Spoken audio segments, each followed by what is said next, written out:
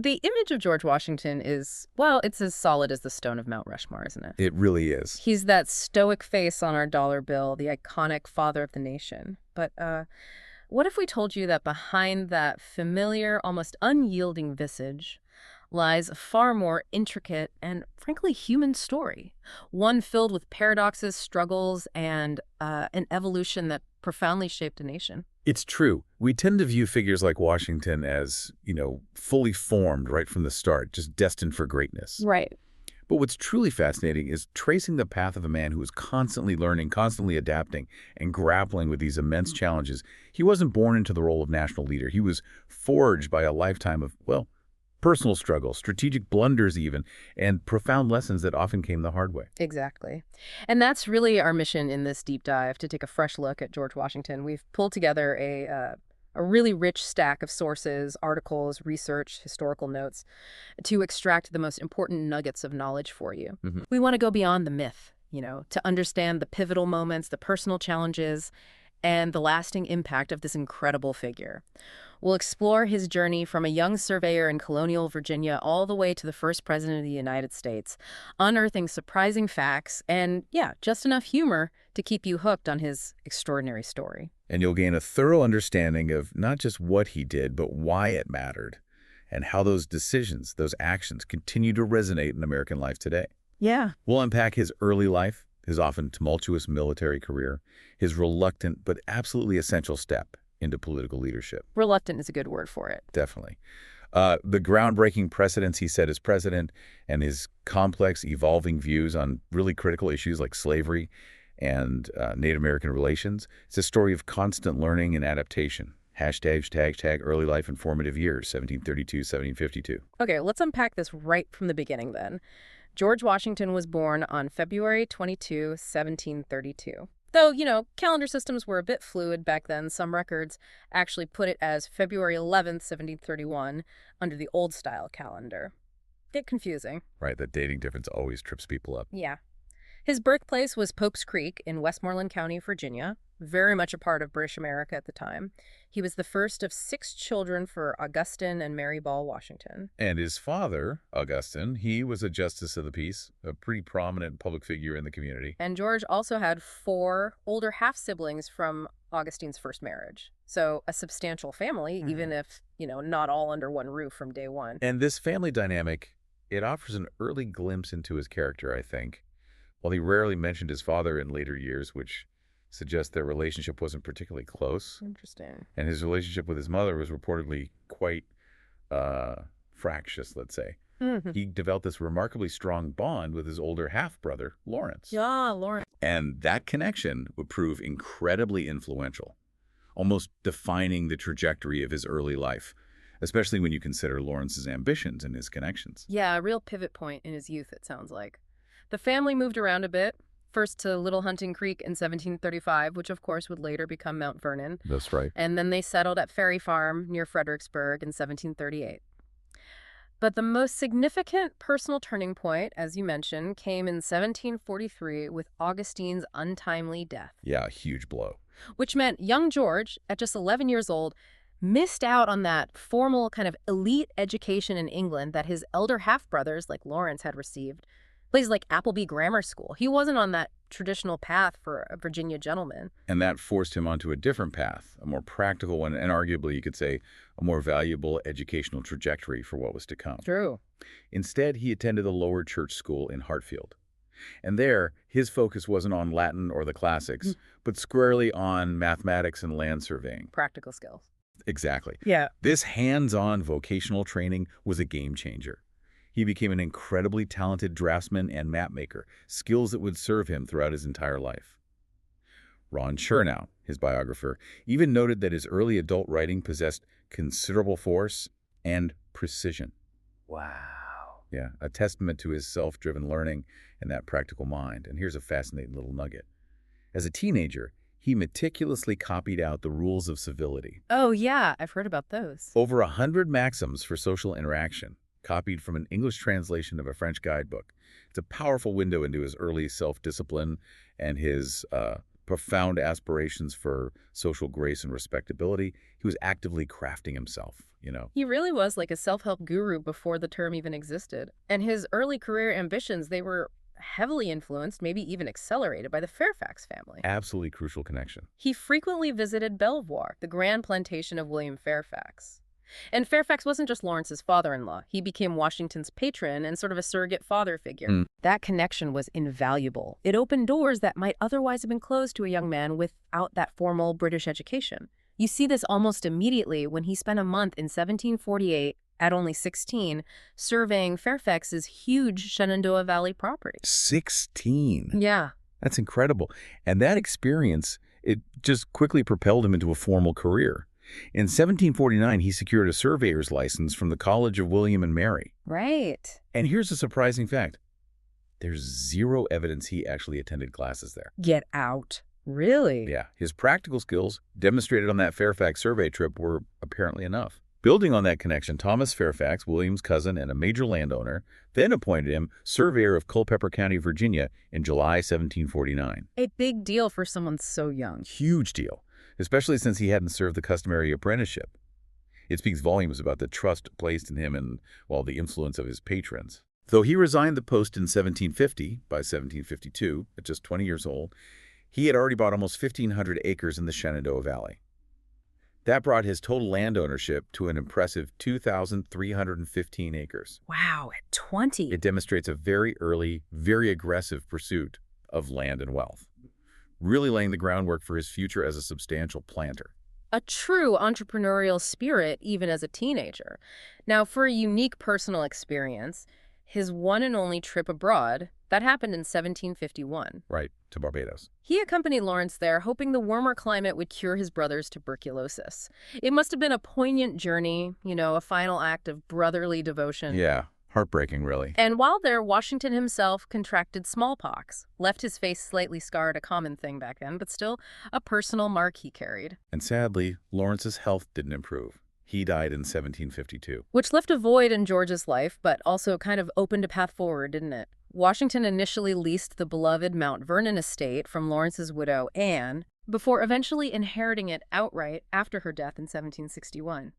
These early losses and experiences, from his father to his beloved half-brother, they truly shaped his character and his resolve. You can see that. #, colonial military career, 1752, 1758. They absolutely did. That personal connection to Lawrence, especially Lawrence's prior military service as Adjutant General of the Virginia Militia, that directly inspired George to seek his own commission. Okay, so it wasn't just ambition, it was family example, too. Right, it wasn't just about following in footsteps. It was about seeking the status and, frankly, the opportunity that military service offered in colonial Virginia. And Virginia's Lieutenant Governor, Robert Dinwiddie, he recognized the young man's ambition and his family's standing. So he appointed Washington as a major and commander of one of the colony's 4 militia districts. Now, this was happening against a really volatile backdrop, intense British and French competition for control of the Ohio River Valley. Right, the flashpoint. Exactly. Both sides were actively constructing forts in disputed territory. The region was basically a powder keg, and, well, Washington was about to light the fuse. And he found himself, a young guy, just 21, right in the thick of it. In October 1753, Dinwiddie appointed Washington as a special envoy. A crucial mission. His mission was twofold. Travel deep into the Ohio Valley to demand that French forces vacate land claimed by the British, and crucially, to gather intelligence about their military strength and intentions. It was a perilous diplomatic mission, really. Extremely perilous. And during this journey, he met with the Iroquois leader Tenacrison at Logstown, who gave Washington this rather ominous but intriguing name, Conodicarius. Devourer of villages. Yeah, meaning devourer of villages, a name previously given to his great-grandfather. A powerful, maybe even prophetic title for a budding military figure. It's quite a significant name to inherit, isn't it? Reflects a deep history and a certain gravitas, even then. Washington's party, after a really difficult journey, finally reached the Ohio River in November 1753. They were intercepted and escorted to Fort Le Boeuf, where he delivered the British demand to the French commander, Jacques Lagardère de Saint-Pierre. Unsurprisingly, the French commander politely, but very firmly, refused to leave. Can't say I blame him. No. But despite that diplomatic setback, Washington successfully completed this incredibly precarious mission in harsh winter conditions, documenting every detail. His report was then published in both Virginia and London. Oh, wow. Yeah, brought him considerable distinction and public attention very early in his career. He proved himself capable, of executing a difficult task under immense pressure. Okay, so here's where it gets really interesting and where we see that intense learning curve of his early military career. Just a few months later, February 1754, Dinwiddie, clearly impressed by that previous mission, promoted Washington to lieutenant colonel, second in command, and made him second in command of the 300-strong Virginia regiment. Their orders were explicit: confront the French at the forks of the Ohio, where Fort Duquesne was rapidly being built. This wasn't just reconnaissance anymore. This was a clear directive for military action. And this is where a series of events unfolded that would almost unwittingly ignite a global conflict. It's really quite extraordinary. In May 1754, Washington established a defensive position at Great Meadows, a natural clearing. Right. He then received intelligence of a French camp nearby and made the fateful decision to take the offensive. On May 28, he led an ambush against a French detachment of about 50 men. Okay, so he strikes first. He does. And in the ensuing skirmish, the French commander, Joseph Coulon de Jumonville, and many of his men were killed.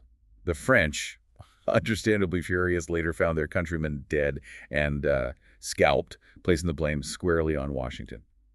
He then hastily retreated to Fort Necessity, which was a hastily constructed, pretty ill-sited defense. And things just kept getting more complicated, didn't they? It really reviews the chaotic nature of colonial military command back then. He was then promoted to colonel and given command of the full regiment, but almost immediately faced a command conflict with Captain James Mackay of the South Carolinians. Mackay held a royal commission, which, under British policy, outranked Washington's colonial one. Ah, the rank issue. Classic problem. Exactly. This tension, this inherent inferiority of colonial officers, was a bitter pill for him to swallow. Then, on July 3 at Fort Necessity, Washington's forces were attacked by some 900 French soldiers and their Native American allies. Overwhelming force. Leading to his first and only surrender. And here's the truly infamous part. Because he didn't speak French and later blamed his translator, Washington unwittingly signed a surrender document that took responsibility for the assassination of Jumonville. Oof. Assassination is a strong word. Right. That single, unfortunate incident is widely considered to have ignited the French and Indian War, which quickly spiraled into the global 7 Years' War. After this humiliation, and facing that British policy that colonials couldn't rank higher than captain, he refused the demotion and resigned his commission. If we connect this to the bigger picture, Yeah. these early painful experiences, especially the frustrations with the British command structure and the petty rivalries among colonial forces, were absolutely crucial. Yeah. They didn't just teach him about military tactics. They instilled in him a deep, visceral understanding of what a unified, effective American military and a strong central government would need to look like. He saw firsthand the dangers of disunity and hierarchical arrogance. Yeah. So this raises an important question for us to ponder. Sure. How much of his later statesmanship, his unwavering commitment to national unity, was truly forged in the fires of these early, sometimes humiliating conflicts? It's a key question. I think a tremendous amount. These weren't just bumps in the road, they were foundational. An excellent, crucial point. He wasn't out of uniform for long, though. The memory of those slights must have lingered. In 1755, he volunteered as an aide to the ill-fated General Edward Braddock. Ah, Braddock's expedition. Another learning experience. Right, letting a large British expedition to expel the French from Fort Duquesne. Washington, ever pragmatic, even recommended splitting the army into a main and flying column for greater agility, though his advice wasn't fully heeded. Which proved to be a mistake. Yeah. And he was suffering from severe dysentery at the time, a truly debilitating illness, but he rejoined Braddock at Monongahela just in time for an ambush that became a catastrophic defeat. Indeed, it was a brutal day. The French and their Indian allies ambushed the divided British army with devastating effectiveness. 2/3 of the British force became casualties and Braddock himself was killed. Despite his incapacitating illness, Washington, showing immense personal courage, rallied the terrified survivors and formed a rear guard, allowing for a somewhat orderly retreat. His bravery was undeniable. Incredible stories from that day. Absolutely. He had 2 horses shot out from under him. His hat and coat were pierced by multiple bullets, yet somehow he remained unharmed. His conduct under fire really redeemed his reputation from the Fort Necessity debacle, proved his courage and leadership in crisis. But even after this heroic effort, Still wasn't enough for the Brits. he was still largely excluded from planning by the succeeding British commander, maintaining that bitter taste of colonial inferiority. So, even after proving himself under the most intense pressure, he continued to butt up against the limitations placed on colonial officers. He was reappointed commander of the Virginia Regiment, rank of colonel, by Dinwiddie in August 1755. Okay, back in charge of the Virginians. But the friction persisted. He continued to clash over seniority, this time with Captain John Dagworthy of a Maryland detachment. He grew increasingly impatient for a decisive offensive against Fort Duquesne, seeing the strategic necessity. Right, he wanted action. He did. And he repeatedly pressed for a royal commission from successive British commanders-in-chief William Shirley, then Lord Loudon, but was consistently refused and, you could argue, humiliated. This sustained condescension truly fostered a deep-seated hostility towards the British imperial system in him. It wasn't just a personal slight, it was systemic. And that systemic issue, that was a clear turning point in his perspective, wasn't it? Shifting his loyalties and his understanding of power. Definitely. By 1758, the Virginia Regiment was assigned to the British Forbes expedition, another attempt to capture Fort Duquesne. General John Forbes, while accepting some of Washington's strategic advice, ultimately rejected his preferred route through the wilderness. Still not fully trusted. Exactly. Washington was made a brevet brigadier general, an honorary rank, mind you, that didn't come with the full pay or command authority of a regular brigadier. Ah, symbolic gesture. Pretty much, Yeah. and given command of one of 3 brigades for the assault. However, in a rather anticlimactic twist, the French abandoned and burned the fort before the attack even materialized. So no big battle. No. Washington's main combat experience during this expedition was tragically witnessing a friendly fire incident resulting in 14 dead and 26 injured. Oh, awful. Yeah. Frustrated by the lack of decisive action and the ongoing indignities, he resigned his commission soon afterwards and returned to Mount Vernon, profoundly disillusioned with the colonial military structure and his place within it. Looking back at this entire colonial military period, it's clear he gained an incredible, if brutal, education. He defended 300 miles of frontier against 20 Indian attacks in just 10 months. That's a testament to his tactical vigilance. Absolutely. He significantly increased the professionalism of the Virginia Regiment, growing it from 300 to 1,000 men, essentially building a standing army from scratch in a very short time. He learned logistics, training, discipline. Right. He gained immense self-confidence, honed his leadership skills, and acquired invaluable knowledge of British military tactics and, crucially, their weaknesses. But perhaps most significantly, that destructive competition he witnessed among colonial politicians and the systemic arrogance of British command directly fostered his later unwavering support for a strong, unified central government. He saw the rope of sand long before he used the phrase. That last point is absolutely vital. His failures and frustrations under British command, coupled with the disunity and petty rivalries among colonial forces, were not just setbacks. They were powerful foundational lessons. They showed him firsthand the absolute imperative of a unified command and a strong national identity for effective, independent action. He understood from direct experience that without a coherent national authority, any grand endeavor, military or otherwise, was doomed to flounder.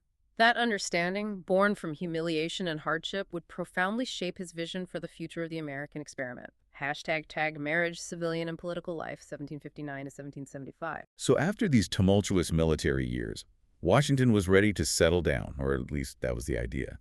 On January 6, 1759, a 26-year-old George Washington married Martha Dandridge Custis. Martha, a key figure. A very key figure. She was a 27-year-old wealthy widow, described as intelligent, gracious, and remarkably experienced in managing a planter's estate, no small feat in colonial Virginia. Right, she knew her stuff. She did. And by all accounts, despite being a marriage that certainly had practical benefits, they had a genuinely happy and affectionate marriage. That's good to hear. But this union, it wasn't just about personal happiness, it significantly increased his wealth and social standing.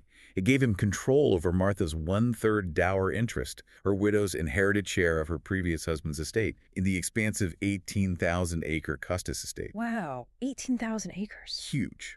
And he also managed the remaining 2/3 for her young children, John Parke Custis, known as Jackie, and Martha Parke Custis, or Patsy. So this was a pivotal moment for both his economic and social trajectory. Absolutely. With his new financial leverage and his own astute land acquisitions, he aggressively expanded Mount Vernon, doubling it to 6,500 acres. By 1775, he had more than doubled its slave population to over 100, reflecting the scale of his agricultural operations. Mm-hmm. He also actively pursued further land acquisition, inspecting lands in the Ohio and Great Kanawha regions, and eventually purchased over 20,000 acres from veterans, though some later felt they had been, well, duped by the deals.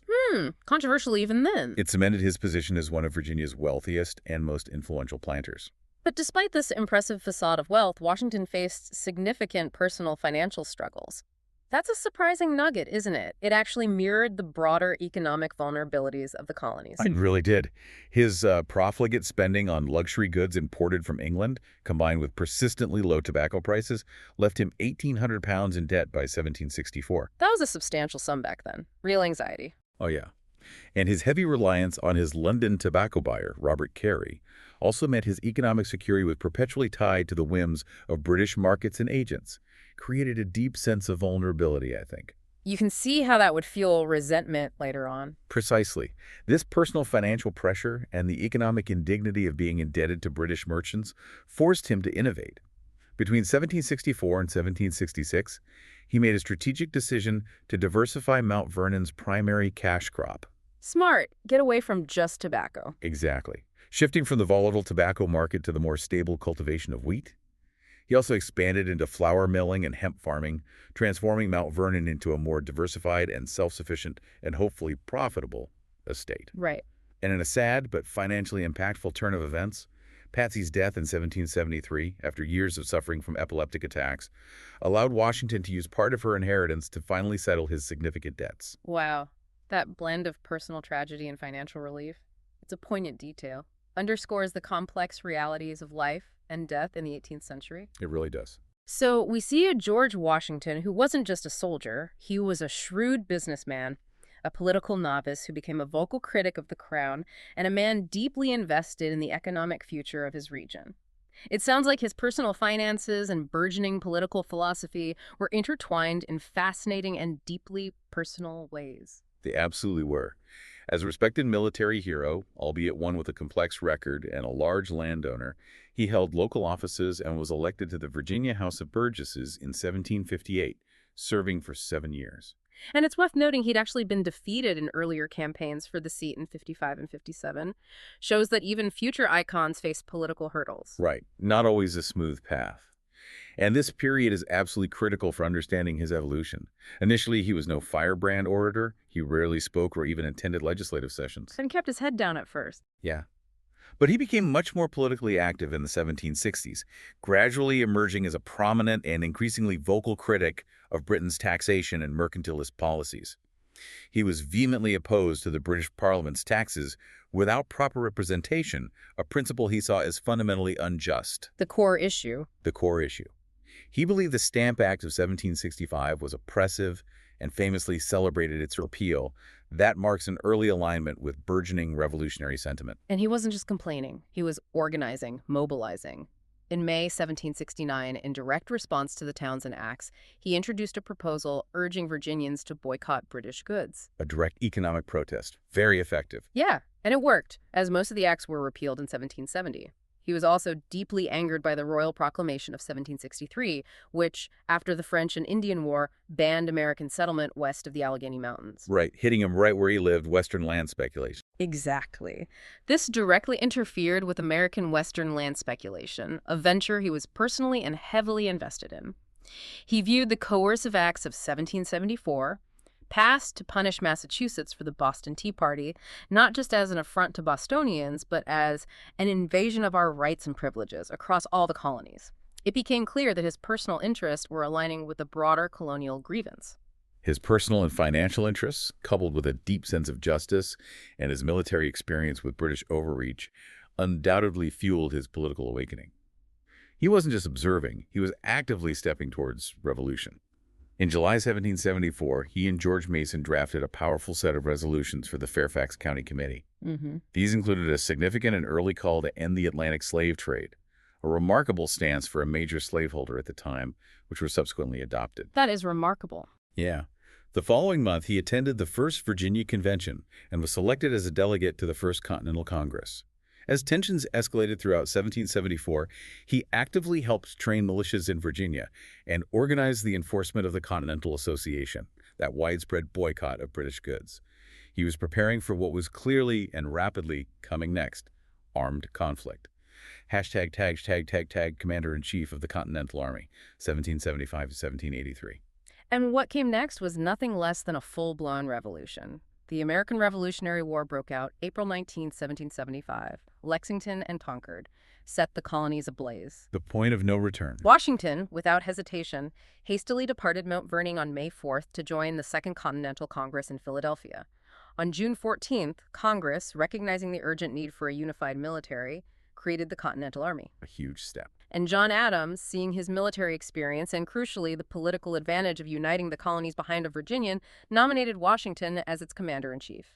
It was a truly momentous decision, unanimously affirmed by Congress the very next day. Ron Chernow noted his superior presence, infinitely better judgment, more political cunning, and unmatched gravitas. Oh, praise. Indeed. Washington accepted the commission on June 16th, delivering an acceptance speech where he notably declined a salary, asking only to be reimbursed for his expenses. A powerful statement right from the start. Very symbolic. Absolutely. It immediately cemented his image as a man above personal gain, serving for the cause alone. A crucial signal for a fledgling nation. Congress then chose his primary staff officers, a mix of experienced and emerging talents. Artemus Ward, Horatio Gates, Charles Lee, Philip Schuyler, Nathaniel Greene. A real collection of figures there. Yeah. Henry Knox, a former bookseller with an impressive knowledge of ordnance, was quickly promoted to colonel-in-chief of artillery. Knox was brilliant. And a young Alexander Hamilton, whose intelligence and bravery impressed Washington, was rapidly promoted to colonel and appointed as an aide-de-camp. That began one of history's most consequential mentor-protege relationships. The Hamilton connection. So important. He truly surrounded himself with diverse talent, learning quickly who he could trust. He certainly did, but, it's important to acknowledge the complexities and the moral contradictions of the era, right? Washington's initial policy on black soldiers is a stark reminder of these historical realities. Absolutely. Can't ignore that. He initially banned the enlistment of black soldiers, both free and enslaved, reflected prevalent prejudices and, frankly, fears of arming enslaved people. But the British, ever opportunistic, saw this as a strategic opening. Virginia's colonial governor, Lord Dunmore, issued a proclamation offering freedom to enslaved people who joined British forces. Putting pressure on Washington. Huge pressure. In response to this existential threat and the urgent, undeniable need for troops, Washington swiftly and pragmatically overturned his ban. A necessary reversal. Completely necessary. By the end of the war, approximately 1/10 of Continental Army soldiers were black, with many obtaining their freedom as a direct result of their service. This policy shift, born of necessity, had a profound and often overlooked impact on individual lives and the nascent fight for freedom. Let's talk campaigns, because these were really the crucible of his leadership. April 1775, before Washington even arrived, British troops under General Thomas Gage occupied Boston. Local militias had surrounded the city, creating this tense standoff. The siege of Boston begins. As Washington traveled north to assume command, he was greeted by cheering crowds. He was already becoming this powerful, almost mythical symbol of the patriot cause. But upon his arrival on July 2nd, he found not a disciplined army, but an enthusiastic yet chaotic militia. Right. Lots of spirit, not much structure. Exactly. He immediately initiated reforms, influenced by Benjamin Franklin's suggestions, instituting military drills, strict discipline, promoting deserving soldiers, and crucially, removing incompetent officers. He brought order to potential chaos. In October, King George III declared the colonies an open rebellion and replaced Gage with General William Howe. Washington proved incredibly adept at bringing order and discipline to a raw, untrained force. The siege of Boston became his first major test. When the Charles River froze, Washington, ever the aggressive commander, wanted to storm Boston. Bold move. Very bold. But his generals, more cautious, advised against it. Instead, he agreed to a more strategic maneuver, securing the Dorchester Heights overlooking Boston. Ah, the high ground. Classic. This positioned his newly disciplined artillery, brought all the way by Henry Knox from Fort Ticonderoga to bombard the British. On March 17, 1776, faced with an untenable position, 8,906 British troops, 1,100 loyalists, and 12,220 women and children began a chaotic naval evacuation. Huge victory. Boston liberated. Massive victory. Washington, entering Boston with 500 men, gave explicit orders not to plunder and deliberately left civilian matters to local authorities.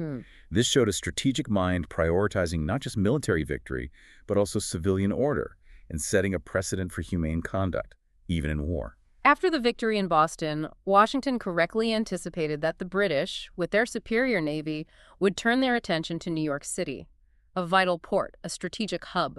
The logical next target. He arrived there on April 13, 1776, immediately ordering extensive fortifications and, again, insisting his forces treat civilians and their property with respect. He understood that the hearts and minds of the populace were as important as territory. Absolutely. Public support was key. By July, massive British forces, over 100 ships, tens of thousands of troops began arriving on Staten Island to lay siege. General Howe's strength was immense. 32,000 regulars and Hessian auxiliaries against Washington's meager 23,000, most of whom were untrained recruits and short-term militia. The odds were, well, terrifying. The ensuing New York and New Jersey campaign was a near disaster. It pushed Washington to his absolute limits. In August, Howe landed 20,000 troops at Gravesend, Brooklyn. Washington, tragically overruling some of his generals based on inaccurate intelligence about Howe's true numbers, A critical mistake. chose to fight the Battle of Long Island. Howe, a far more experienced commander, skillfully outmaneuvered him, inflicting a staggering 1,500 Patriot casualties. Washington was forced into this desperate, daring nighttime retreat across the East River to Manhattan, barely saving his army. The fog saved them. The fog helped immensely. Howe even attempted peace negotiations, addressing Washington dismissively as George Washington Esquire. Ouch. A deliberate slight? Oh, yeah. A slight, Washington refused, demanding diplomatic protocol as a recognized general, not a rebel. He eventually retreated across the Hudson to Fort Lee, and Howe captured Fort Washington in November, inflicting another heavy blow. Loyalists, seizing the moment, spread rumors that Washington had even set fire to New York City. Propaganda war heating up. Definitely. His army was now reduced to just 5,400 exhausted, disheartened troops, retreating through New Jersey. It was, without question, the lowest point of the war for the Continental Army. The situation looked dire, truly apocalyptic for the American cause. The future of the Continental Army was deeply in doubt due to a critical lack of supplies, the onset of a brutal winter, rapidly expiring enlistments, and widespread desertions. Hope was fading fast. It really seemed like the end was near. Washington made a desperate but brilliant move, crossing the Delaware River into Pennsylvania, where he was reinforced by General John Sullivan with 2,000 more troops. The British, overconfident after their string of victories, had posted a Hessian garrison at Trenton to hold western New Jersey for the winter, a move they would come to regret. This set the stage for one of the war's most iconic and strategically brilliant moments, a true masterclass in turning the tide. At sunrise on December 26, 1776, Washington, against all odds, led a successful surprise attack on the Hessians at Trenton after that perilous Christmas night crossing of the Delaware. The famous cross. The famous crossing. Aided by Colonel Henry Knox and his artillery, they achieved a stunning victory. This audacious success was immediately followed by another equally brilliant attack on British regulars at Princeton on January 3, 1777. Back-to-back wins. Back-to-back. The Americans inflicted 273 British casualties against only 40 American.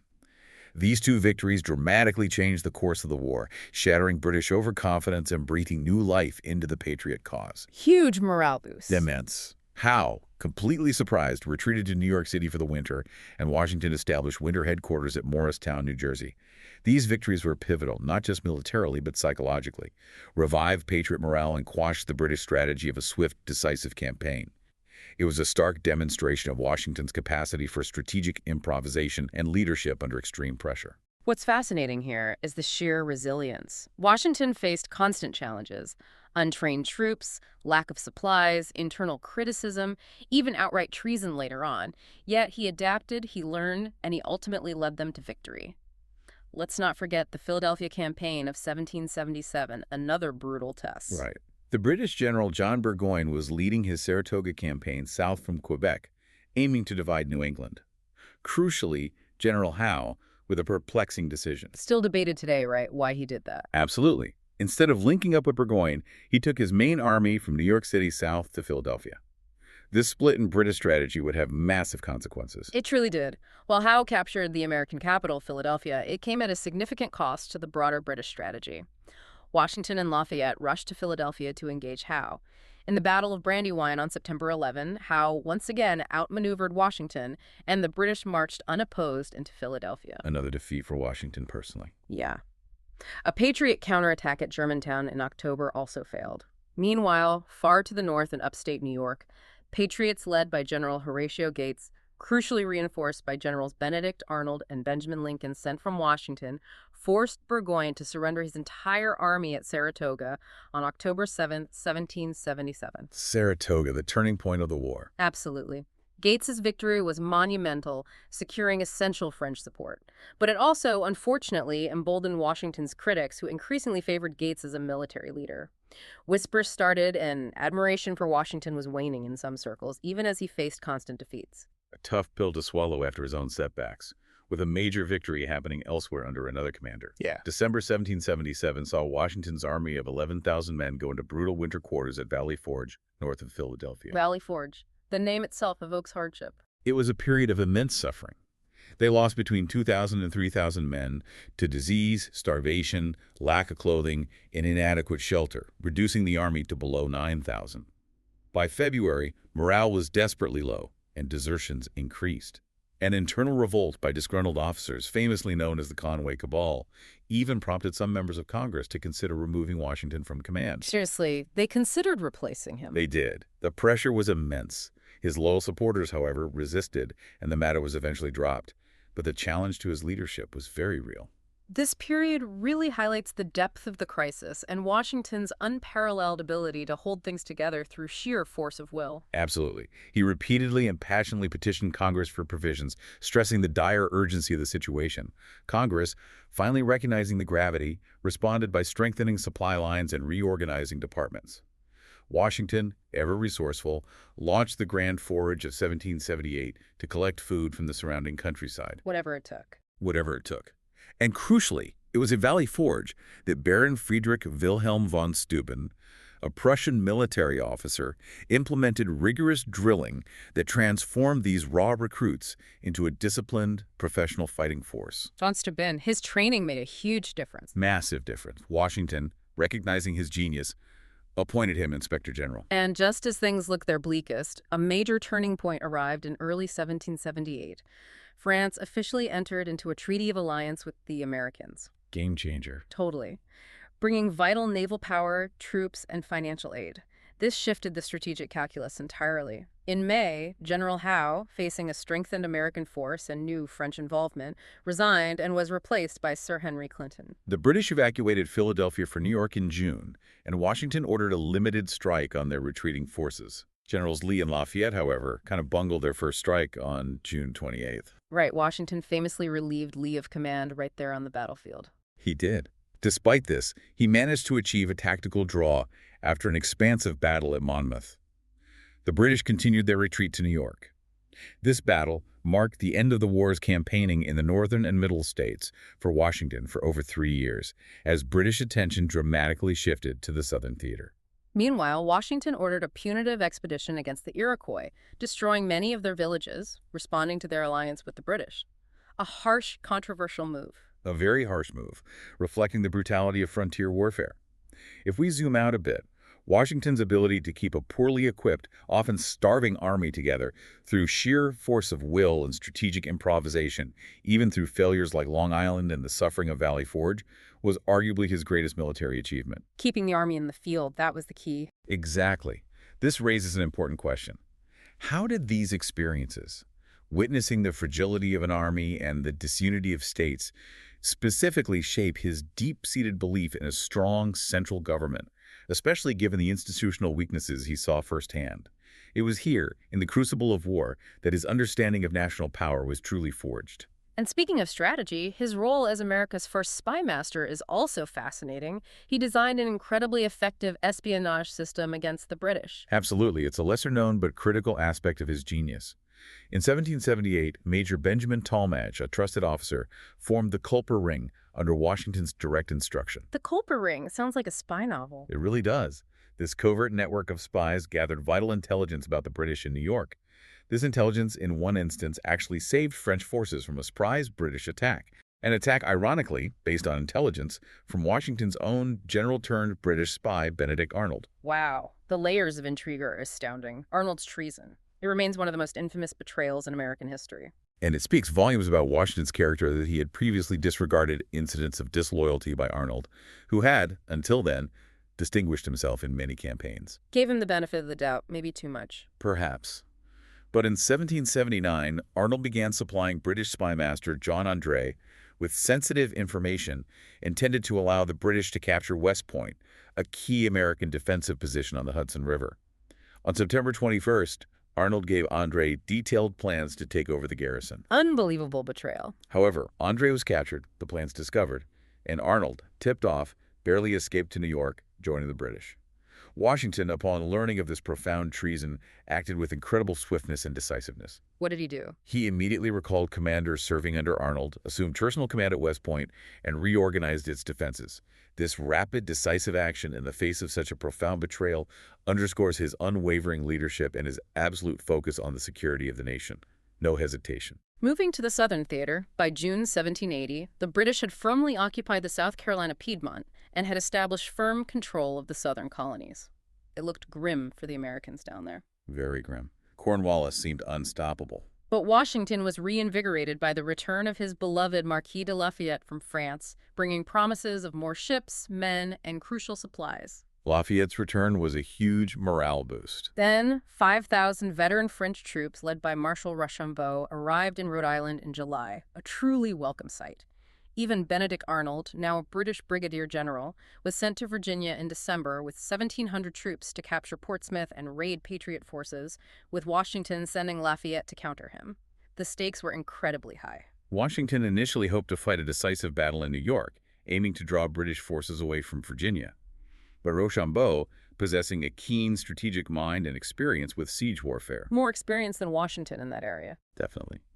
He advised him that Lord Cornwallis in Virginia was the better, more vulnerable target for a combined French-American force. On August 19, 1781, Washington and Rochambeau began what became known as the celebrated march to Yorktown, Virginia. The march south. A deception so effective that the British didn't realize their true target until it was too late. Washington commanded an impressive combined army, 7,800 Frenchmen, 3,100 militia, and 8,000 Continental troops. What's truly remarkable here is that despite Washington's limited experience in siege warfare and his frequent deference to Rochambeau's judgment on tactical details, his authority as the overall commanding officer was never challenged. Speaks volumes about the respect he commanded. Yeah, and his ability to work effectively in a coalition. By late September, Patriot French forces had completely surrounded Yorktown, trapping the British Army. Crucially, the French Navy, under Admiral de Grasse, was victorious at the Battle of the Chesapeake. Cutting off the escape route, absolutely vital. Completing the encirclement and cutting off any hope of British escape or reinforcement by sea. Washington himself fired the first shot of the final American offensive, a symbolically powerful act. The siege ended with a British surrender on October 19, 1781. Over 7,000 British soldiers became prisoners of war.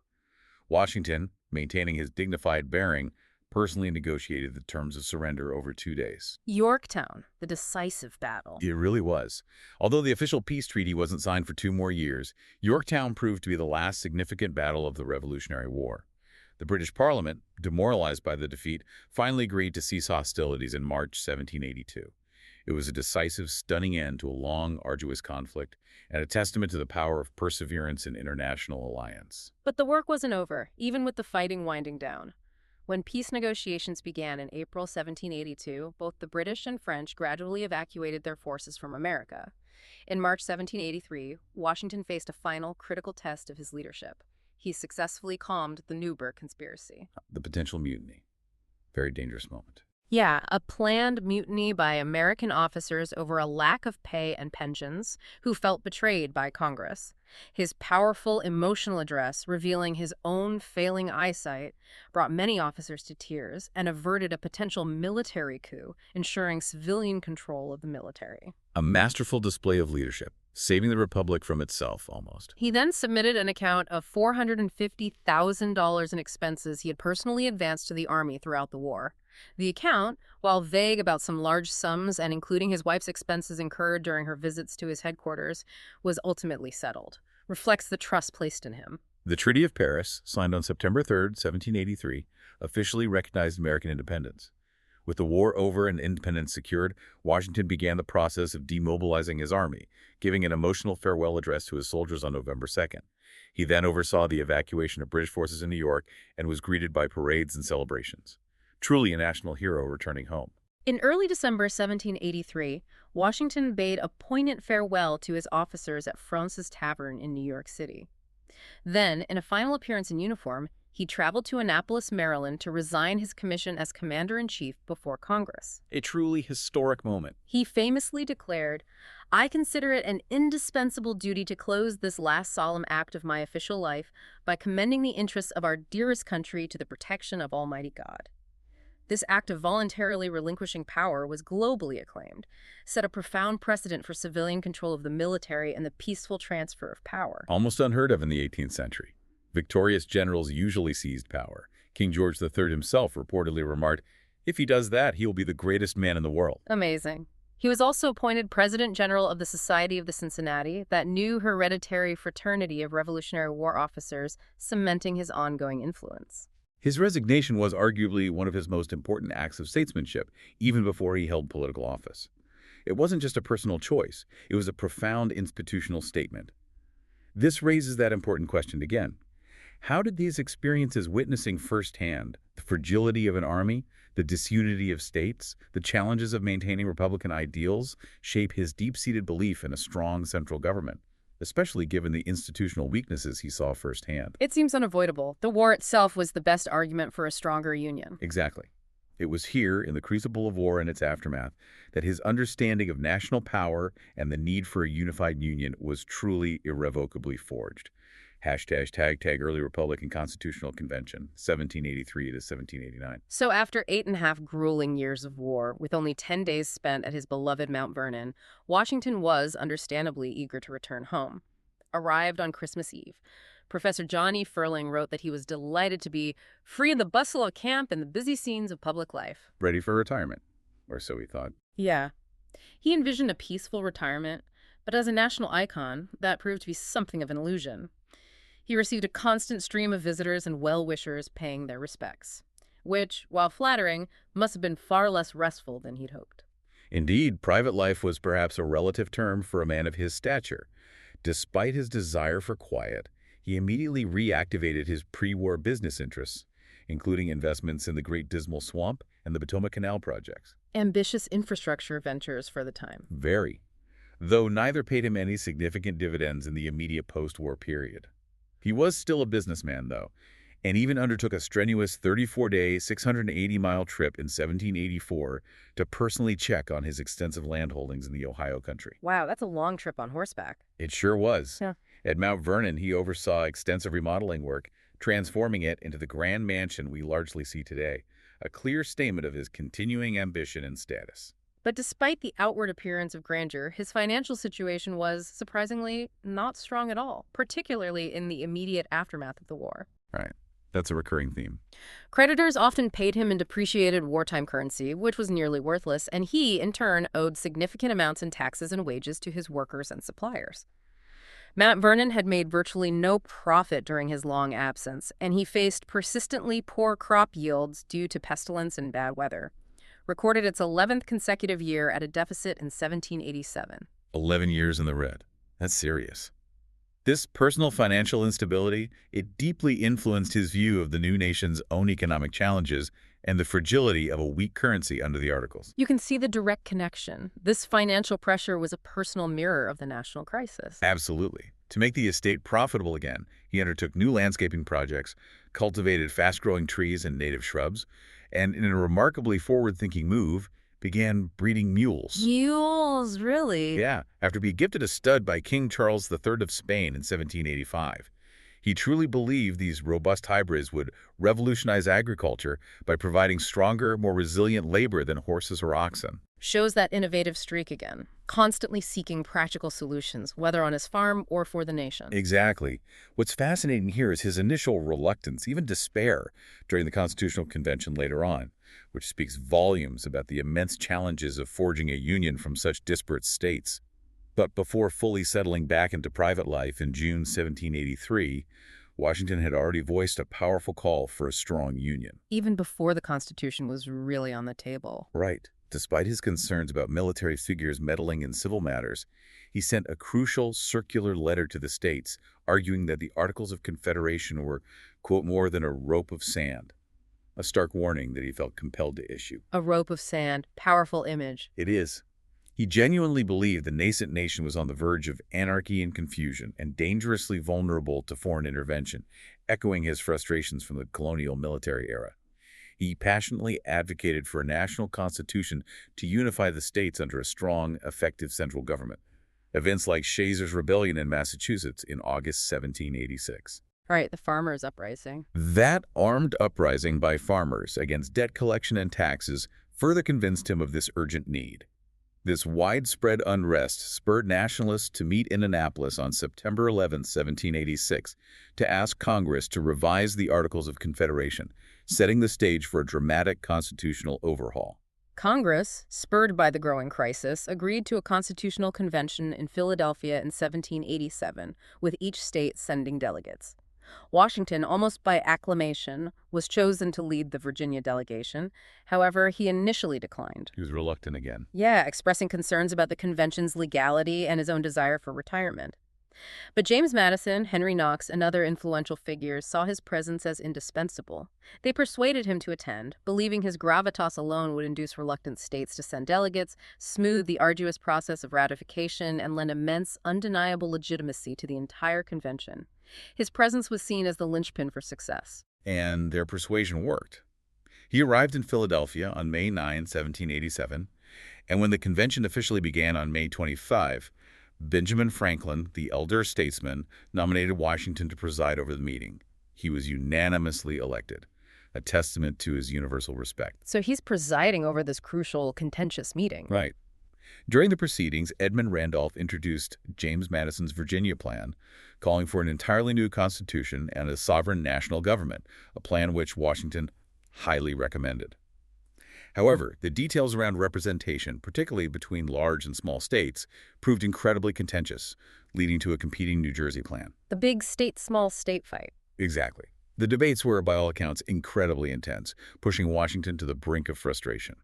On July 10th, he wrote to Alexander Hamilton, expressing his genuine despair. I almost despair of seeing a favorable issue to the proceedings of our convention, and do therefore repent having had any agency in the business. Wow, that's a striking admission of doubt from such a resolute figure. It really is. Nevertheless, he steadfastly lent his immense prestige to the work of the other delegates, actively lobbying many behind the scenes to support the Constitution's eventual ratification. The final version, a result of the Great Compromise, or Connecticut Compromise between the two plans, was signed by 39 of the 55 delegates on September 17, 1787, a monumental achievement against incredible odds. This period truly underscores his understanding that military victory alone wasn't enough. The nation needed a robust, enduring foundation to survive and thrive. Absolutely. If we connect this to the bigger picture, his initial reluctance and even despair during the Constitutional Convention were not weaknesses, but rather highlighted the immense, almost insurmountable challenges of forging a lasting union from disparate states with competing interests. His unwavering commitment to lending his immense gravitas to this messy, difficult political process, even when he personally doubted its outcome, was indispensable. It demonstrates how a leader's willingness to engage in complex political negotiations despite personal cost and frustration can be as crucial as military genius. Just prior to the first presidential election of 1789, Washington was appointed Chancellor of the College of William and Mary in 1788, serving until his death.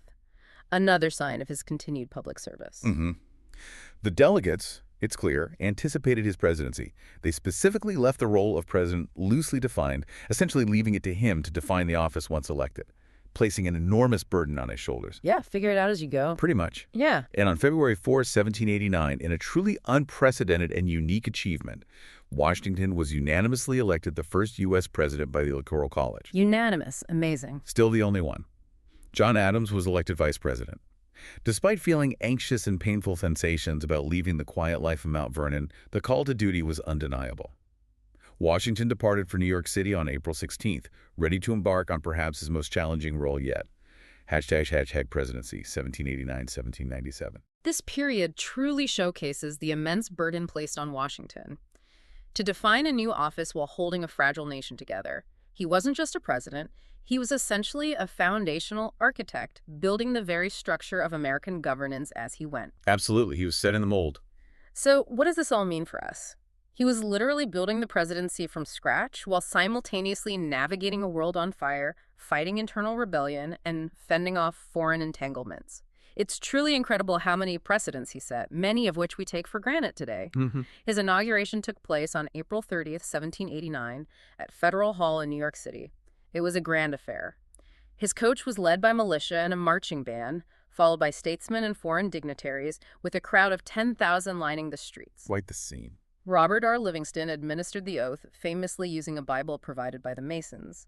Washington then read a deeply resonant speech, asking that almighty being consecrate the liberties and happiness of the people of the United States. The careful thought he put into even the smallest details, like what to be called, speaks volumes about his long-term vision and understanding of institutional weight. Though he wished to serve without a salary, Congress rightly insisted, providing $25,000 annually. He believed that, as the first of everything in our situation will serve to establish a precedent, it is devoutly wished on my part that these precedents be fixed on true principles. That's the key phrase, true principles. That guiding philosophy shaped his every action. He famously argued against majestic, monarchical titles like His Majesty or His Highness the President, firmly favoring the simple yet dignified Mr. President. A very Republican choice. Very. His executive precedents included the inaugural address, regular messages to Congress, and perhaps most importantly, the cabinet form of the executive branch. He also selected the first justices for the Supreme Court, ensuring the judicial branch was functional from day one. He truly was laying the groundwork, brick by brick. Washington proved to be an incredibly able administrator and a remarkably keen judge of talent and character. Recognizing the inherent weaknesses of the old Confederation, Congress, guided by his vision, quickly created executive departments in 1789. Getting the government machinery running. Right. He appointed an impressive, if eventually contentious, cabinet. Edmund Randolph as Attorney General, Samuel Osgood as Postmaster General, Thomas Jefferson as Secretary of State, Henry Knox as Secretary of War, and the brilliant, if polarizing, Alexander Hamilton as Secretary of the Treasury. Quite a lineup of talent and Yeah. strong personalities. Definitely. This cabinet became a crucial consulting and advisory body, though it wasn't constitutionally mandated. Washington, drawing on his military command style, restricted discussions to his chosen topics and expected his department heads to agreeably carry out his decisions, emphasizing unity in action. He wanted cohesion. He also exercised remarkable restraint in using his veto power, famously noting, "I give my signature to many bills with which my judgment is at variance." Interesting. So he signed things he didn't fully agree with. Yeah, indicating a respect for the legislative process even when he privately disagreed. This restraint became another vital precedent, curbing executive overreach. Washington himself vehemently opposed political factionalism and remained staunchly nonpartisan throughout his entire presidency, a unique distinction among all U.S. presidents. The only one. Though his sympathies clearly lay with a federalist form of government, he genuinely strove for national unity. However, this ideal quickly fractured. His closest advisors, despite his wishes, soon formed two distinct factions. The beginnings of parties. Exactly. Hamilton, pushing for national credit in a financially powerful nation, formed the Federalist Party. Thomas Jefferson, on the other hand, founded the Jeffersonian Republicans, adamantly opposing Hamilton's ambitious financial agenda, particularly the National Bank. The Hamilton-Jefferson feud defined the era. It really did. Washington, though, largely favored Hamilton's agenda, which ultimately went into effect, leading to bitter and deeply personal controversy within his own administration. Beyond this, his first term also saw the planning of a permanent capital city, eventually named Washington, D.C., the passage of several constitutional amendments, including the Bill of Rights and ongoing debates concerning slavery and expansion into Native American territory. He even proclaimed November 26, 1789, as a national day of thanksgiving to encourage national unity and gratitude. If we connect this to the bigger picture, Washington's unwavering efforts to remain nonpartisan and his later warnings in the farewell address about the dangers of political parties and foreign alliances highlight an enduring tension in American democracy that continues to this day. This internal conflict between factions, which he so deeply abhorred, would profoundly shape his challenging second term. He initially planned to retire after his first term, completely weary of the office, in poor health, and exhausted by the constant cabinet infighting and partisan critics. Ready to go home. Yeah. Martha also urged him not to run, longing for the quiet of Mount Vernon, and the critically ill state of his nephew managing the estate only increased his desire for retirement. However, a chorus of voices, including Madison, Jefferson, who, remarkably, pledged to drop his attacks on Hamilton. That's amazing given their rivalry. And Hamilton himself urged him to run.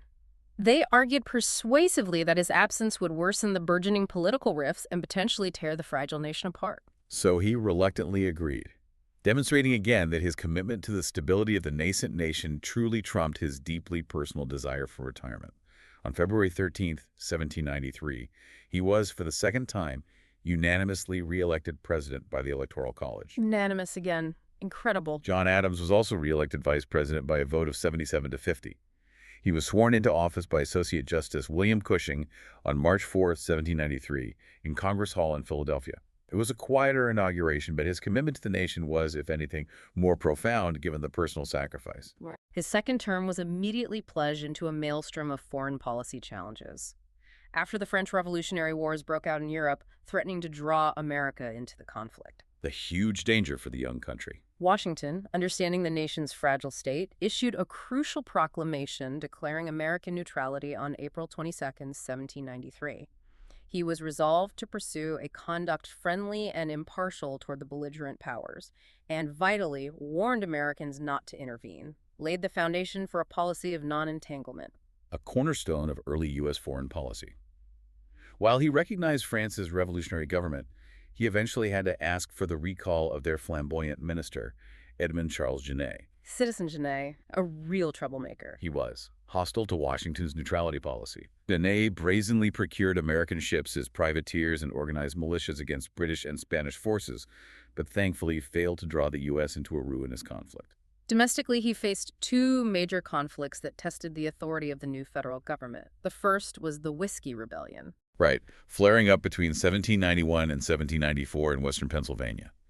A defiant revolt against liquor taxation, a cornerstone of Hamilton's financial plan. How did Washington handle that?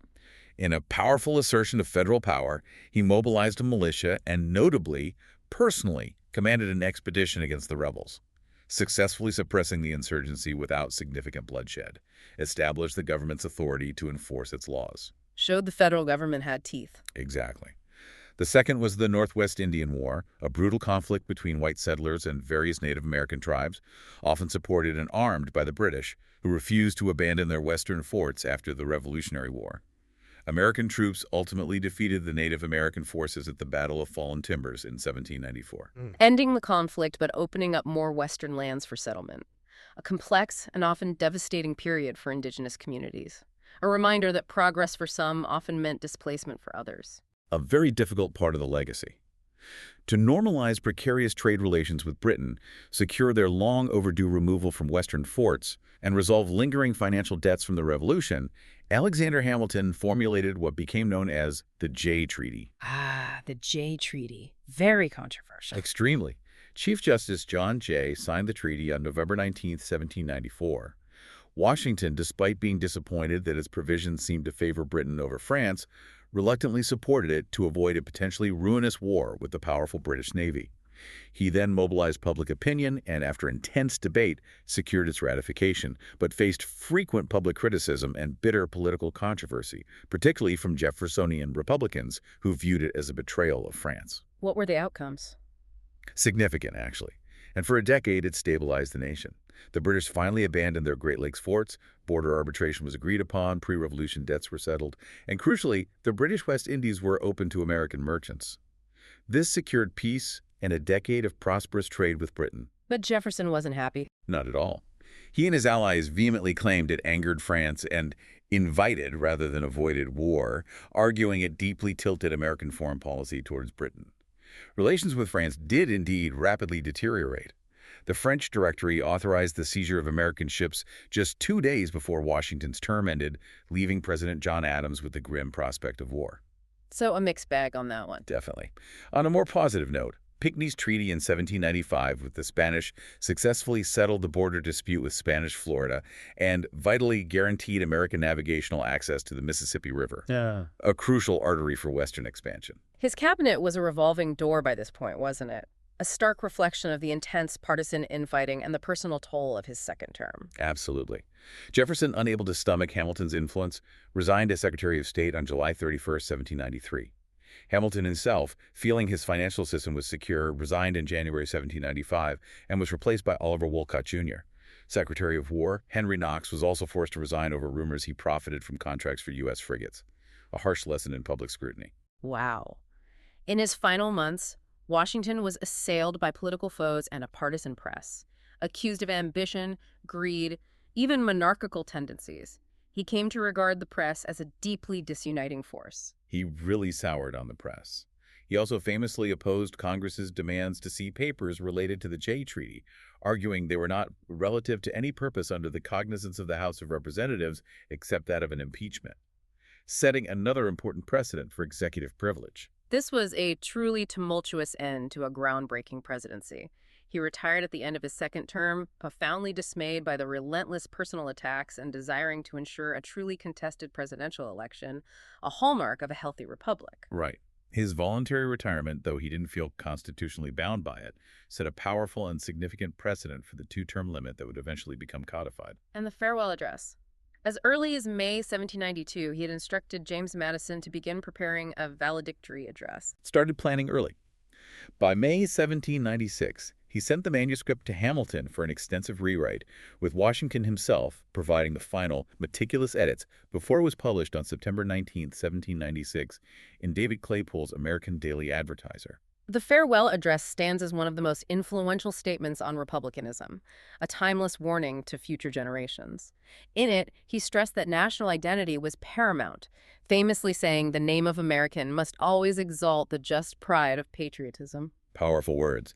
He issued dire warnings against the dangers of political parties, seeing them as sources of division, and cautioned against entangling foreign alliances, advocating instead for a policy of friendship and commerce with all nations, but advising against involvement in European wars. The famous warnings. He also stressed the importance of religion and morality, asserting that religion and morality are indispensable supports in a virtuous republic. He closed by reflecting on his own legacy, hoping his unintentioned errors would be averted or mitigated, and that his country would view his faults with indulgence. Initial criticism from Republicans, including Madison, was fierce. Some called it an anti-French campaign document, believing Washington was pro-British. But history sees it differently now. Absolutely. It was later, and rightly, recognized as a foundational document of American political thought, on par with the Declaration of Independence and Lincoln's Gettysburg Address. If we connect this to the bigger picture, his efforts to remain nonpartisan and his warnings in the farewell address highlight an enduring tension in American democracy that continues to this day, that tension between unity and division, isolationism and engagement. #, post-presidency and death, 1797 to 1799. It's incredible to think of him back at Mount Vernon after 2 terms, trying to make his farms profitable, yet still ready to step up for his country when the quasi-war threatened. He officially retired to Mount Vernon in March 1797, genuinely intending to focus on his business interests and enjoy a peaceful final chapter. But those business interests remained a challenge. His plantation operations were minimally profitable, a persistent frustration. His extensive western lands, despite their vast acreage, yielded little income, and attempts to sell them were largely unsuccessful. Still facing financial hurdles. Always. Ever the pragmatist and innovator, to supplement his income, he embarked on a new venture. He erected a substantial distillery for whiskey production. Wait, the man who suppressed the Whiskey Rebellion started making whiskey? He did. A surprising turn, but a practical business decision. Shows his entrepreneurial spirit, constantly adapting to try and manage his assets. He also strategically bought land parcels to spur development around the new federal city, named in his honor in 1791. Hmm. He took an unusual approach, selling individual lots to middle-income investors rather than offloading multiple lots to large investors. Believing that smaller, committed buyers would ensure more dedicated improvements and stable growth for the future capital. Politically, he became an even more committed Federalist in retirement. Really doubled down. Yeah, vocally supporting the controversial Alien and Sedition Acts, and even convincing the formidable Federalist John Marshall to run for Congress to weaken the Jeffersonian hold on Virginia. Still involved behind the scenes. Then, in 1798, French privateers, angered by the Jay Treaty and American neutrality, began seizing American ships, leading to an undeclared naval conflict known as the Quasi-War. Right. Tensions with France boiled over. Despite his retirement, Washington's sense of duty was undiminished. He wrote to Secretary of War James McHenry, offering to organize President Adams's army, an act of pure patriotism. Couldn't stay away when the country needed him. Adams, without hesitation, nominated him for Lieutenant General Commission and once again Commander-in-Chief of the Armies on July 4, 1798. Back in command, symbolically at least. Right. He served as commanding general from July 13, 1798 until his death 17 months later. While he participated actively in planning the nation's defense, he wisely delegated active leadership to Alexander Hamilton, ensuring a capable hand was at the helm. Smart move. Fortunately, no army invaded the U.S., and Washington did not need to assume a field command. This final call to service, even in his twilight years and despite his profound desire for retirement, powerfully demonstrates his unwavering, lifelong commitment to the nation. It highlights how deeply intertwined his identity was with the fate of the American experiment. He was known for a glorified facade of wealth and grandeur at Mount Vernon, a perception carefully cultivated. But the reality was that most of his considerable wealth was tied up in land and enslaved people, not readily available cash. Land rich, cash poor, as they say. Mm-hmm. At his death in 1799, his estate was worth an estimated $780,000, and he held title to over 58,000 acres across various states, making him one of the wealthiest men in America. And in modern terms, His peak net worth has been estimated to be a staggering $587 million in 2020 dollars. A rich man, but often cash poor. and his death. It serves as a stark reminder of the often brutal realities of 18th century medicine. A very difficult end. On December 12, 1799, he conducted a strenuous 5-hour inspection of his farms on horseback in inclement weather, then dined with guests without changing into dry clothes. Uh-oh. Recipe for getting sick. Exactly. The next day, he had a sore throat, but was well enough to mark trees for cutting. However, early on December 14th, he awoke with an inflamed throat and severe difficulty breathing. In a tragically common practice of the time, he ordered his estate overseer, George Rawlins, to remove nearly a pint of his blood, hoping to relieve the ailment. Bloodletting. Oh, dear. Yeah. His longtime physician, Dr. James Craik, was summoned, followed by 2 other prominent doctors, Gustavus Richard Brown and Elisha C. Dick. Their diagnoses varied. Brown believed it was quinsy, a severe tonsillitis. Dick thought it a more serious, violent inflammation of the membranes of the throat, likely epiglottitis. What do they do? Tragically, they continued the prevalent but harmful practice of bloodletting, removing approximately 5 pints of his blood over the course of the day. 5 pints? That's a lot. A huge amount. His condition only worsened. Dr. Dick, seeing the escalating crisis, proposed a tracheotomy, a procedure almost unheard of at the time, to open an airway, but the other physicians, unfamiliar with the procedure, disapproved. So they stuck with the bloodletting. They did. Washington, ever composed, eventually instructed Brown and Dick to leave the room, assuring his trusted Dr. Craik, "Doctor, I die hard, but I am not afraid to go." It's hard to imagine the pain and suffocation he must have been in. Awful. On his deathbed, a final instruction. Fearing being entombed alive, a common fear of the era, he instructed his private secretary Tobias Lear to wait 3 days before his burial. According to Lear, Washington died between 10 and 11 p.m. on December 14, 1799, with Martha at the foot of his bed. His last recorded words were, "'Tis well." 'Tis well, such composure even at the end. His illness and cause of death remain subjects of medical debate. His doctor's published account cited synachia trachealis, a severe inflammation of the upper windpipe. Modern experts largely conclude he likely died from severe epiglottitis, an acute inflammation that obstructs the airway. Which was tragically complicated by the very treatments intended to save him. Exactly. Multiple doses of calomel, a powerful purgative, and extensive bloodletting, which likely led to hypovolemic shock. It's a poignant reminder of the limitations of 18th century medicine. even for the most revered figures. His funeral was held just 4 days later, on December 18th, 1799, at Mount Vernon. The procession included cavalry and foot soldiers. 6 colonels served as pallbearers, a testament to his military legacy. The service was restricted mostly to family and friends. Reverend Thomas Davis read a brief service, followed by a ceremony by members of Washington's Masonic Lodge, as he had been a devoted Freemason since 1752. Word of his death spread slowly across the new nation. But as it did, church bells rang, businesses closed, and solemn memorial processions were held in major cities, reflecting the depth of national mourning. Martha, in a heartbreaking act to protect their privacy, burned her extensive correspondence with Washington. Oh, what a loss for historians. Huge loss, though thankfully 5 letters between them survived. This final period, where he transitions back to private life, only to be called to service yet again, highlights the deep, almost ingrained commitment he had to the nation, even as he was dealing with personal health issues and complex financial realities. Washington was buried in the family vault at Mount Vernon, but his story didn't end there, did it? No. His will included instructions for a new, more secure vault, which was completed in 1831 after a disgruntled ex-employee attempted to steal his skull, a bizarre and macabre incident that underscored his enduring symbolic power. Steal his skull. Good grief. Yeah. In 1832, a congressional committee even debated moving his body to a crypt in the U.S. Capitol, but Southern opposition was intense, fearing division and the idea of his remains ending up on a shore foreign to his native soil. It was a deeply symbolic struggle over national identity. Finally, on October 7, 1837, his remains, still in the original lead coffin, were reverently placed within a marble sarcophagus in the new vault. What's fascinating here is the almost immediate posthumous debate about his resting place, underscoring his profound symbolic importance even in death, reflecting early national anxieties about their unity and shared heritage. ### philosophy and views. This section really humanizes him, doesn't it? We see a man wrestling with the profound moral questions of his time, deeply religious but not dogmatic, and a private individual behind the formidable public figure. His views on slavery, in particular, reveal a powerful internal conflict that developed over decades. It's perhaps the most complex part of his story.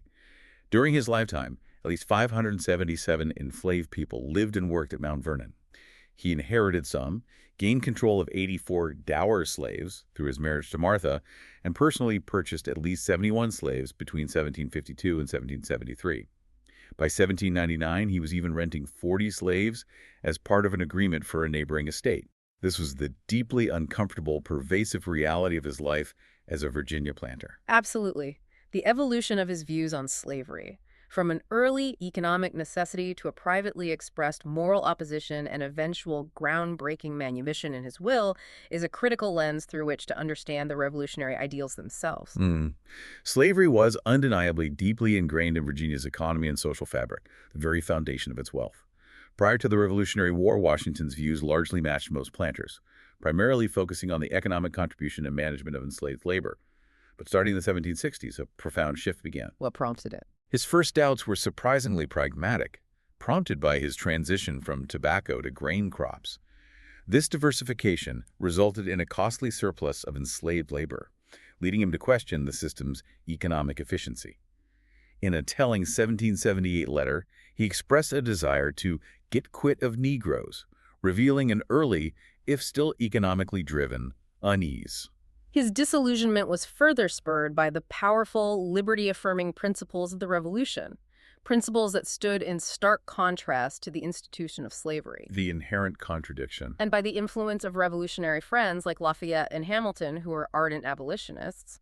Most historians agree that the Revolution was central to his evolving attitudes, pushing him to confront the hypocrisy of fighting for freedom while owning human beings. After 1783, having secured that freedom for the nation, he began to express inner tensions about the problem of slavery more frequently, though always in private.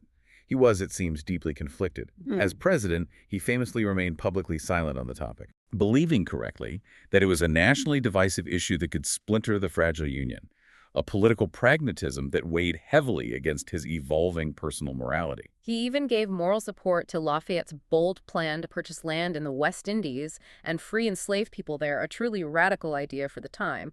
But Washington chose not to participate himself. Illustrates the tension between his private conviction and his public actions. Right. Privately, he expressed support for gradual emancipation to prominent Methodists Thomas Coke and Francis Asbury in 1785, but, again, declined to sign their public petition, maintaining his cautious stance on public political action.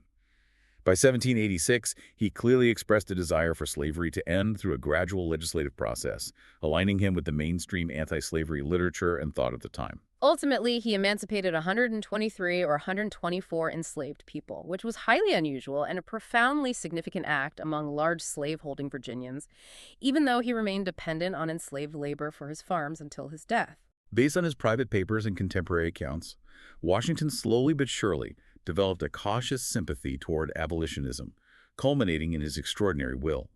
This document freed his longtime valet Billy Lee immediately, and most significantly freed the rest of his personally owned enslaved people upon Martha's death. A truly unprecedented act for a Southern planter of his stature. Absolutely. On January 1st, 1801, 1 year after his death, Martha Washington, citing security concerns and knowing her death would trigger their freedom, signed an order to free his slaves early.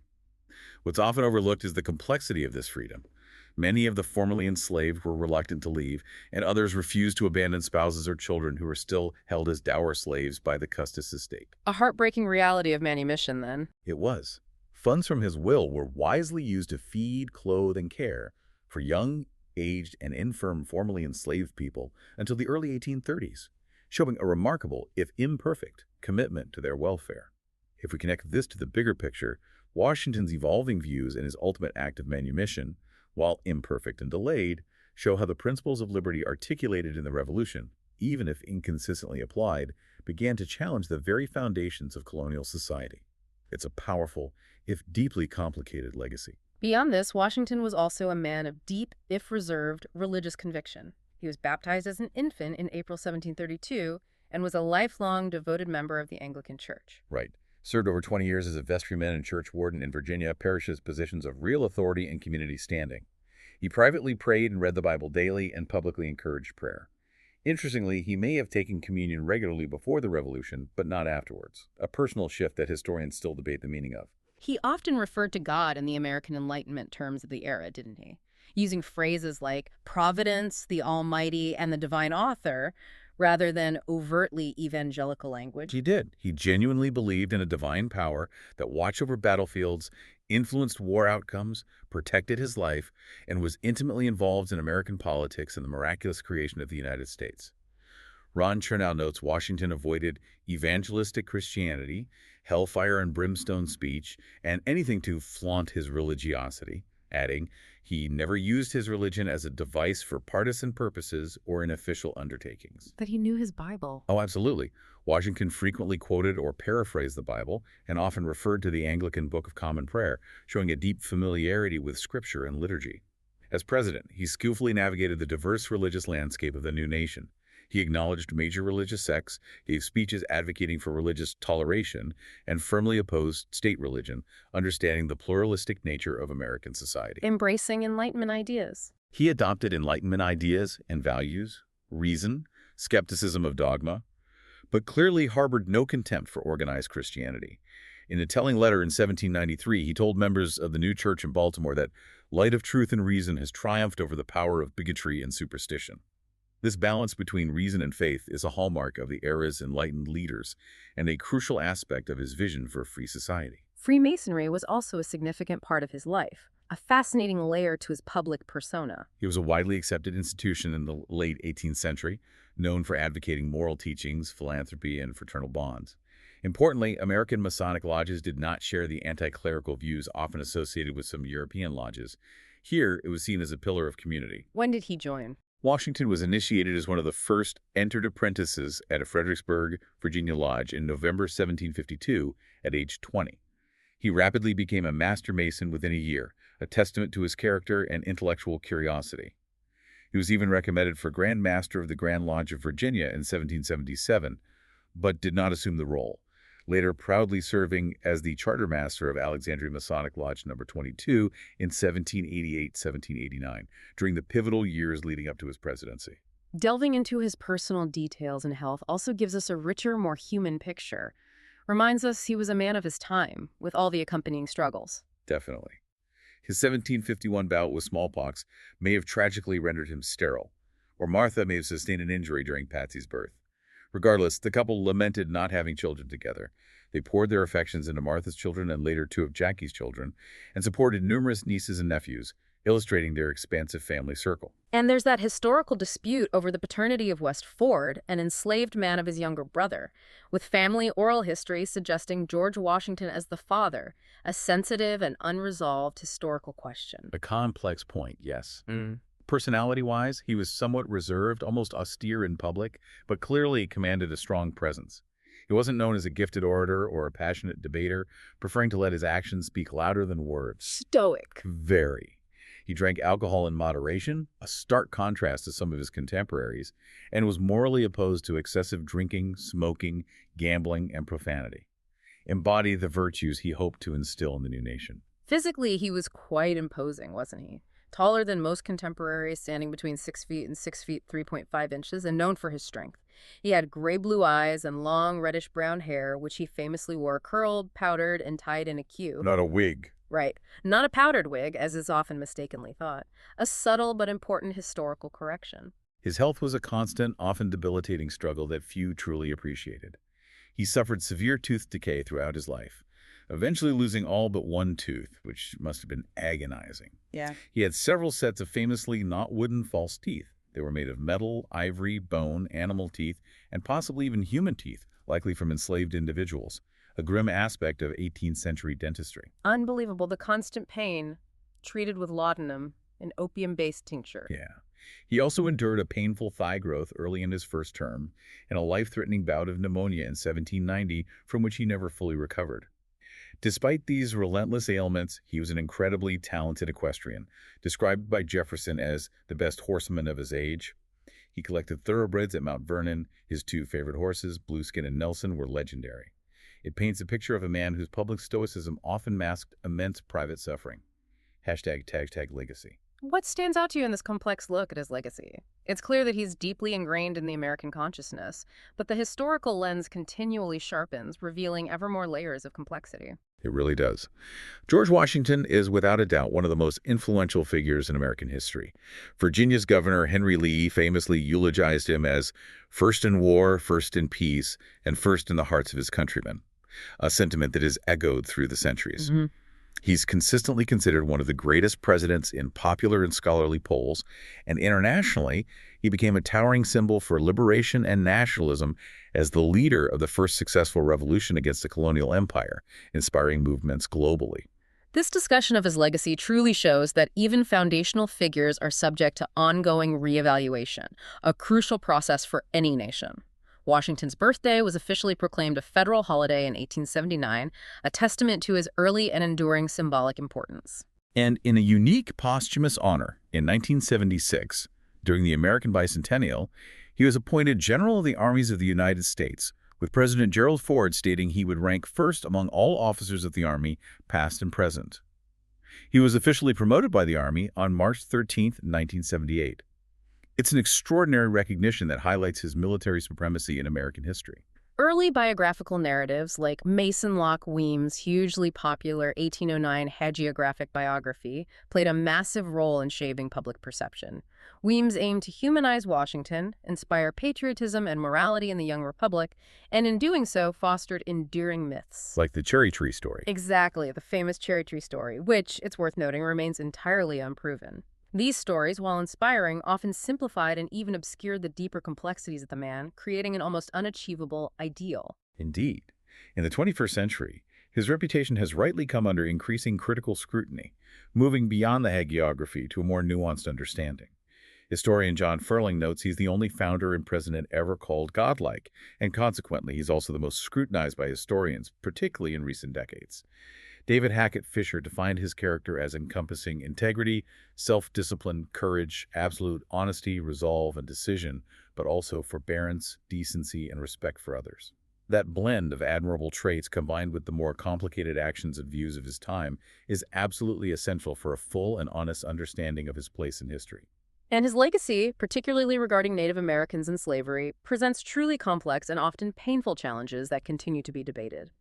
On Native Americans, his legacy is decidedly mixed. It's very mixed. Chernow states Washington consistently tried to be even-handed, hoping indigenous peoples would adopt agricultural communities like white settlers, and never advocated outright confiscation or forcible removal without compensation.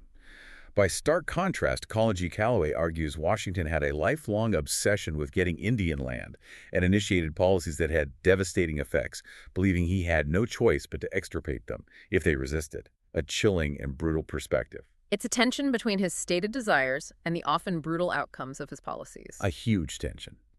The stark contrast between the traditional, often idealized view and the critical scrutinies of the 21st century, especially concerning his profound and devastating impact on Native American populations and his slaveholding, is vital to acknowledge and grapple with.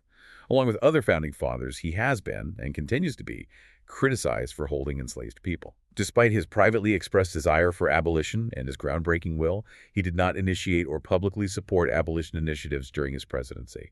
Which has led to calls to remove his name from public buildings and statues, forcing us to confront the uncomfortable truths of our origins. Exactly. If we connect this to the bigger picture, it reminds us that national identity is a continuously negotiated space, and understanding historical figures requires embracing their full, often contradictory, humanity rather than sanitizing them for comfort. His impact on American culture is, of course, absolutely undeniable, permeating nearly every aspect of our national life. His presidential library is housed at Mount Vernon, now a cherished National Historic Landmark. His vast and historically invaluable papers are held by the Library of Congress. And so many places and monuments are named in his honor, including the very capital city itself, Washington, D.C., and the entire state of Washington, the only state named after a president. His ubiquity is truly astonishing. The Washington Monument, a soaring 555-foot marble obelisk, stands proudly on the National Mall, dedicated in 1885. He appears as one of the 4 iconic presidents on Mount Rushmore. The George Washington Bridge, opened in 1931, connects New York City to New Jersey. Numerous secondary schools and universities across the country, including prestigious institutions like George Washington University and Washington University in St. Louis, bear his name. He appears on contemporary U.S. currency. The $1 bill, the presidential $1 coin, the $quarter coin. He was even pictured on the nation's first postage stamp in 1847 and has appeared on more U.S. postage stamps than anyone else. His presence is truly woven into the very fabric of American visual and cultural identity. Hashtag tag outro. We've journeyed through the extraordinary life of George Washington, haven't we? From that young, ambitious colonial officer whose early blunders and humiliations profoundly shaped his resolve, to the indispensable leader who guided a fledgling nation through war and meticulously laid the foundations of its government. Yeah, we've seen a figure of immense strength, strategic genius, and a deeply thoughtful individual grappling with the moral and practical challenges of his time, constantly learning and adapting. He was undoubtedly a man of his era, shaped by its limitations and opportunities, but also someone whose views profoundly evolved, particularly on the deeply troubling institution of slavery, ultimately making a singular, groundbreaking statement through his will. And his unwavering dedication to Republican ideals and, crucially, peaceful transitions of power set a course that resonates to this day, distinguishing America as a nation founded on democratic principles rather than military coups. So here's a final thought to leave you with. Given Washington's evolving views on slavery and his eventual instruction for manumission, how might his ultimate vision for American liberty have continued to evolve if he had lived longer? And what does it suggest about the ongoing, unfinished work of defining and expanding freedom for all? What can his journey, with all its triumphs and contradictions, teach us about the complex and often messy path of progress, both personal and national? Something to think about.